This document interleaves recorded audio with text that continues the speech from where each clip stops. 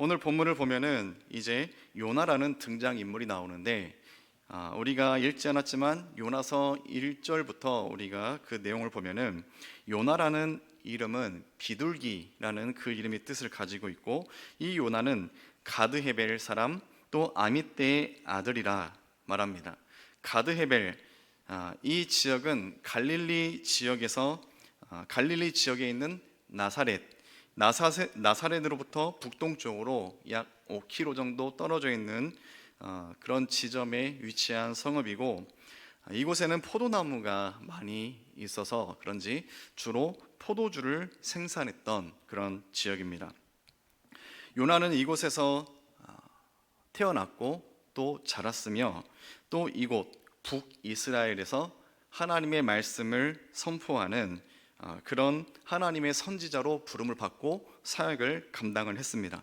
그러던 중에 하나님께서 요나에게 니느웨, 이방 땅이죠, 니느웨라는 곳에 가서 하나님의 말씀을 선포하라 라는 아주 특별한 명령을 요나는 받게 됩니다.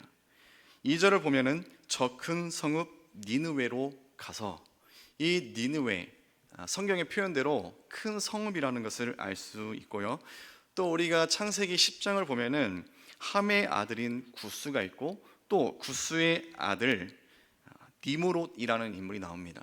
이 니므롯은 하나님이 보시기에도 특이한 사냥꾼, 또 그 자료 보면은 고대 근동에서도 아주 막강했던 그런 영웅 중에 영웅이었던 그런 인물이었던 것 같습니다. 그런데 이 니느웨라는 이 도시는 바로 이 니므롯이 건설을 했던 고대 도시로부터 시작된 유구한 역사를 자랑하는 곳이 바로 이 니느웨라는 곳입니다. 이 니느웨, 이 큰 도시에 그 악독이 여호와 앞에 상달이 되었다, 성경은 그렇게 표현하고 있습니다. 쉽게 말해서 이 니느웨라는 지역에 많은 사람들, 대부분의 사람들이 여호와께서 도저히 참고 넘길 수 없을 만큼 그런 죄악이 가득 찼다. 이제 하나님께서 그것을 심판하실 것이다. 이것을 이제 요나를 통해서 하나님은 전달되기를 원하셨습니다. 여기에서 우리가 한 가지 생각해 볼 것이 있는데, 하나님은 결코 이 세상의 악함을 방관하지 않으십니다. 역사의 주관자 되시는 하나님께서는 이 세상을 반드시 하나님이 정하신 때에 심판하시는 분이십니다. 아무리 정의가 묻히고 악인이 잘 먹고 잘 사는 것처럼 보일지라도 결국 하나님의 정의가 모든 것을 심판하시기 때문에 우리는 진정한 이 세상의 주인 되시는 하나님을 바라보며 소망을 잃지 않고 끝까지 하나님을 신뢰하며 살아가야 할 것입니다. 이처럼 분명한 하나님의 뜻, 그리고 그 사명을 요나에게 부어줍니다. 그리고 요나에게 일어나 가서 너는 하나님의 뜻을 외쳐라, 이 사명을 줍니다. 이 본문에서 요나에게 너는 일어나 라는 표현을 했죠. 이 일어나 라는 이 단어는 원문으로 쿰이라는 단어입니다. 그런데 이 쿰이라는 단어는 단순히 우리가 누운 상태, 앉은 상태, 거기에서 일으킬 것, 이것을 말하는, 그것을 뜻하는 단어가 아니에요. 이 쿰이라는 단어가 욥기 1장 20절에 동일하게 사용되어지는데, 욥이 그 당시 어떤 상태에서 일어나라는 이런 표현을 했냐면은, 앞서 사단으로 인해 자신의 그 모든 재산을 다 잃어버리고 사랑하는 자녀들까지 다 죽게 됩니다. 이 슬픈 비보들이 세 번에 나뉘어서 연달아 들어오죠. 이 모든 소식들을 듣고 욥이 가장 먼저 취한 행동이 바로 이거예요. 일어나다, 쿰. 원어에서 이 쿰이라는 단어는 전쟁에서, 선봉에서 깃발을 들고 선봉에서는 그것을 표현하는 단어예요. 그런데 그 당시 욥은 그 단어를 사용했다는 것은 이 슬픈 절망적인 상황 가운데에서 하나님을 붙들고 마음을 굳건히 일으켰다라는 뜻이죠. 그러면 오늘 본문에서 하나님이 요나에게 요구하신 일어나, 이것은 어떤 의미겠습니까? 민기적 되지 말고 빨리 잽싸게 일어나서 너 내가 지시한 거 해. 이런 의미겠습니까? 아니죠. 요나도 마찬가지로 하나님이 사명을 주셨으니 그것을 정말로 중요하고 진지하게 마음 가운데 힘으로 일으켜서 그것을 받들 것, 하나님이 그것을 요구하고 요나에게 이처럼 중요한 사명을 주셨을 것입니다. 그리고 하나님의 뜻대로 요나는 바로 행동으로 보이는 것을 볼 수 있어요. 즉각적으로 말씀에 반응하는 요나의 모습이 나오는데, 우리가 잘 아는 것처럼 요나는 하나님의 사명을 감당하기 위해서 일으키지 않습니다. 오히려 그 사명에 도피하고자, 도망하고자 그 몸을 일으킵니다. 3절을 보면은 여호와의 얼굴을 피하려 했다라는 것을 알 수 있어요. 이 대목이 우리에게는 참 어리석게 느껴지죠. 때로는 선지자 정도 되는 인물이 어떻게 하나님의 그 이목을 피할 수 있어? 그런 생각을 해? 여러분, 그 당시 고대 근동에서는 지역신이라는 개념이 있어요. 지역신, 수호신. 그리고 전쟁도 각각 그 지역을 섬기는 그 신들의 싸움, 이런 관념들이 있었습니다. 창세기 28장 15절 16절 그 내용에서도 우리가 알 수 있어요. 야곱이 어떤 생각을 갖고 있는지 우리가 한번 읽어보겠습니다. 창세기 28장 15절과 16절입니다. 내가 너와 함께 있어 내가 어디로 가든지 너를 지키며 너를 이끌어 이 땅으로 돌아오게 할지라. 내가 내게 허락한 것을 다 이루기까지 너를 떠나지 아니하리라 하신지라. 야곱이 잠이 깨어 이르되 여호와께서 과연 여기 계시거늘 내가 알지 못하였도다. 아멘. 형을 피해서 도망하다 이제 노숙을 하죠. 꿈을 꿉니다. 다음 날 깜짝 놀라면서 일어납니다. 하나님이 여기에도 계시구나. 집에 계시는 줄 알았는데 여기에도 계시네. 그걸 깨닫고 깜짝 놀란 장면입니다. 하나님은 어떤 분이십니까? 요나가 하나님의 낯을 피한다고 아무리 다시스로 배를 타고 멀리 간다고 할지라도, 반대로 간다 할지라도 하나님의 낯을 피할 수 있습니까? 하나님은 아니 계신 곳이 없으신, 어디에서나 계신 무소불위 전능하신 하나님이 바로 하나님이시죠. 요나는 어리석게도 그 하나님, 사명을 주신 그 하나님을 피하고자 다시스로 가는 그 배를 탑니다. 그리고 어떤 일이 벌어집니까?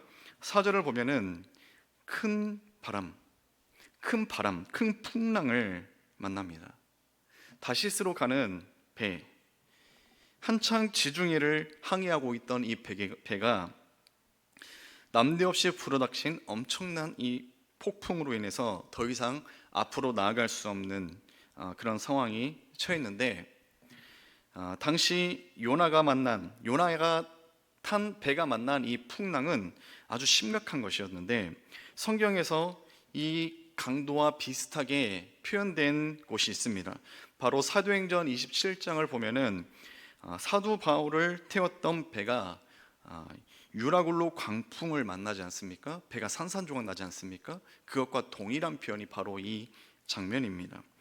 요나를 태운 이 배는 단순히 앞을 나아가지 못하는 상태가 아니라 거의 산산조각이 날 정도로, 그 배에 탄 사람들은 다 이제 죽은 목숨에 처한 것처럼 이 풍랑은 아주 심각한 상황이었어요.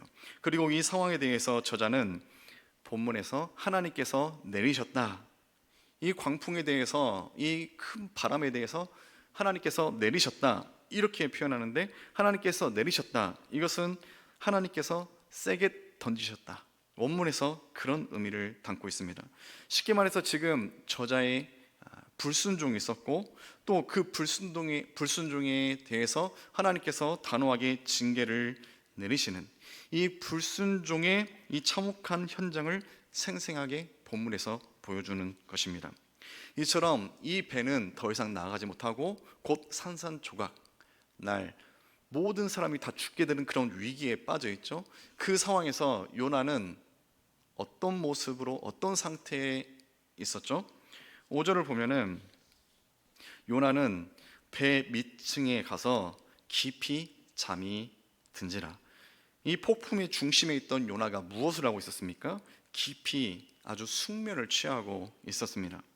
저는 한때 이 구절을 보면서 요나는 참 대범한 인물이었구나.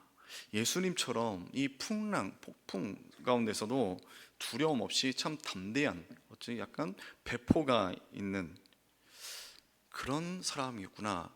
이런 모습에 참 매력을 느낀 적도 있었어요. 그렇지만 이 요나의 상태를 우리가 안다면은 절대 그런 상태가 아니라는 것을 알 수 있어요.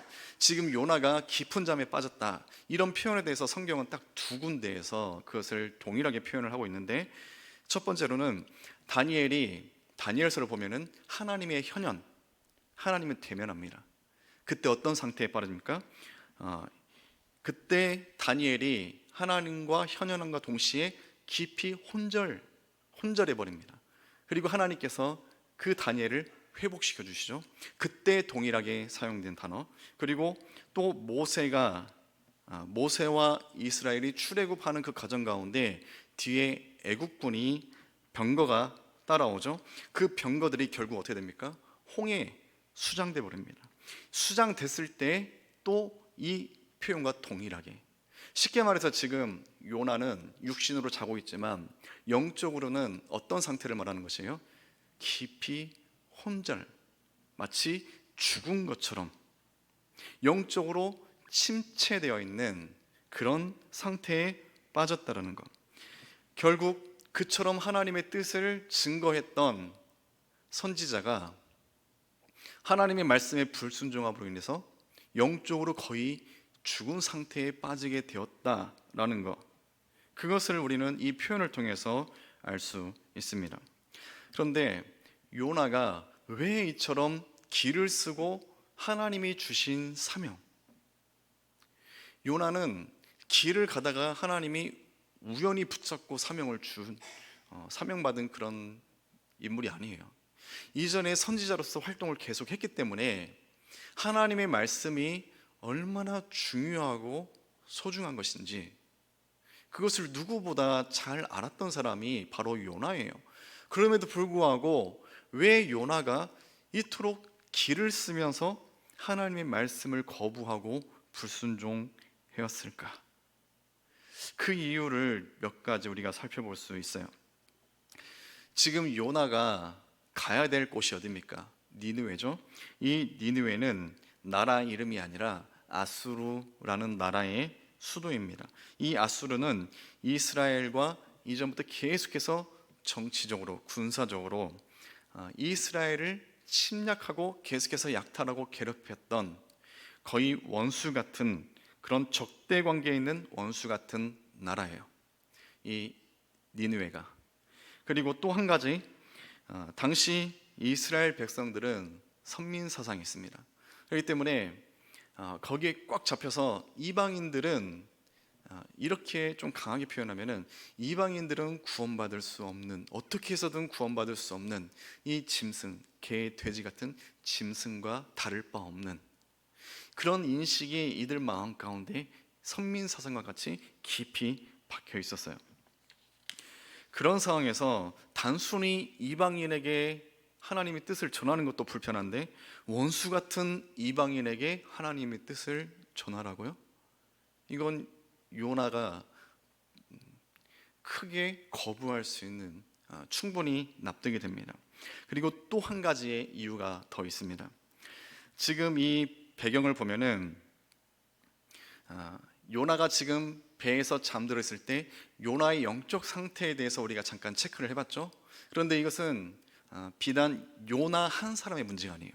지금 이 시점에서 요나의 상태는 그 당시 이스라엘 전체를 표현하는, 이스라엘을 대표하는 영적 상태를 보여줬다. 그것을 우리는 기억해야 될 것입니다.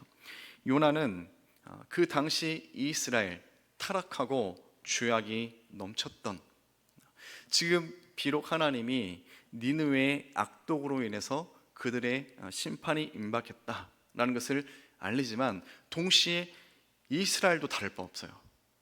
이스라엘도 그 못지않게 하나님 앞에 악독이 가득 찼어요. 그것을 살펴볼 수 있는 부분이 열왕기하 14장 23절에서 25절의 내용을 우리가 잠깐 살펴보면은 14장 23절에서 25절까지 우리 같이 읽겠습니다. 유다의 왕 요아스의 아들 아마샤 제15년에 이스라엘의 왕 요아스의 아들 여로보암이 사마리아에서 왕이 되어 41년간 다스렸으며 여호와 보시기에 악을 행하여 이스라엘에게 범죄하게 한 느밧의 아들 여로보암의 모든 죄에서 떠나지 아니하였더라. 이스라엘의 하나님 여호와께서 그의 종 가드에벨 아미떼의 아들 선지자 요나를 통하여 하신 말씀과 같이 여로보암이 이스라엘 영토를 회복하되 하맛 어귀에서부터 아라바 바다까지 하였으니, 당시 여로보암 통치 하에 이스라엘은 어느 시대보다 풍요로운 시기를 맞이하였지만 영적으로 심각하게 타락했던, 우리가 호세아서를 보면 알 수 있지 않습니까? 이들이 죄악이 얼마나 크고 찼는지 호세아를 통해서, 또 내 백성이 지식이 없어 망하는도다, 그렇게 깊이 탄 시간은 그런 하나님의 말씀 통해서 지금 이 시대적으로 이스라엘도 얼마나 타락한, 영적으로 소망이 없는 그런 상태에 있는지 알 수 있어요. 그런 상황에서 요나는 지금 내 사랑하는 나라, 고국 이스라엘도 지금 이렇게 심각한 상태에서 이들 하나님 앞에 돌이키기 위해서 내가 몸 바쳐 일하는데도 시간이 아깝고 부족한 상황인데, 저 적대 국가, 원수 같은 니느웨로 가서 하나님의 뜻을 전하라고요? 요나 입장에서는 정말 미치고 팔짝 될 그런 노릇 아닙니까? 요나의 입장은 분명히 그렇습니다. 그럼에도 불구하고 요나의 모습이 결코 좋아 보이지 않아요. 하나님의 분명한 말씀이 주어졌음에도 불구하고 불순종한 모습, 또 우리가 요나서를 잘 알죠. 이 뒤에도 요나는 계속해서 하나님 앞에 불평합니다. 이 태도가 정말 불량해요. 하나님 앞에 어거지로 할 수 없이 하는 신용만 하는 것처럼, 그런 요나의 모습을 우리는 이 뒤에도 계속해서 볼 수 있어요. 그런데 왜 하나님이 그 요나를 끝까지 사용하실까? 이 정도 됐으면은 그래, 너 그냥 너 하고 싶은 거 해라. 그리고 다른 사람, 할 만한 사람을 세워서 그 사람에게 다시 사명을 주고 이 일을 감당해 하실 수도 있을 것이에요. 그런데 왜 하나님은 이처럼 불순종했고 이후에도 계속해서 불평과 불만이 끊이지 않는 요나를 끝까지 포기하지 않고 꼭 요나를 사용하셔야 했을까? 그런데 이것이 우리에게 참 중요합니다. 왜 끝까지 요나를 포기하지 않고 하나님은 사용하셨을까? 그 이유가, 하나님의 그 이유가 우리에게 정말로 중요해요. 제가 말씀드렸죠. 당시 니느웨의 악독, 그들의 악독, 죄악이 가득 찼고 또 이스라엘도 별반 다를 바 없어요. 니느웨든 이스라엘이든 하나님 보시기에 구더기같이 죄악이 가득 찬 그런 나라들이었습니다. 그런데 그런 상황에서 이 니느웨도 그렇고 또 예루살렘도 그렇고 하나님이 어떤 분명하신 그 계획이 있어요. 하나님의 뜻, 하나님의 계획, 그것이 무엇일까요? 먼저 우리가 알아야 될 거, 요나서를 보지만 이 요나서의 주인공이 누구입니까? 요나서의 주인공은 요나가 아니에요. 요나서의 주인공이 누굴까요? 하나님입니다. 요나서의 주인공은 하나님이에요.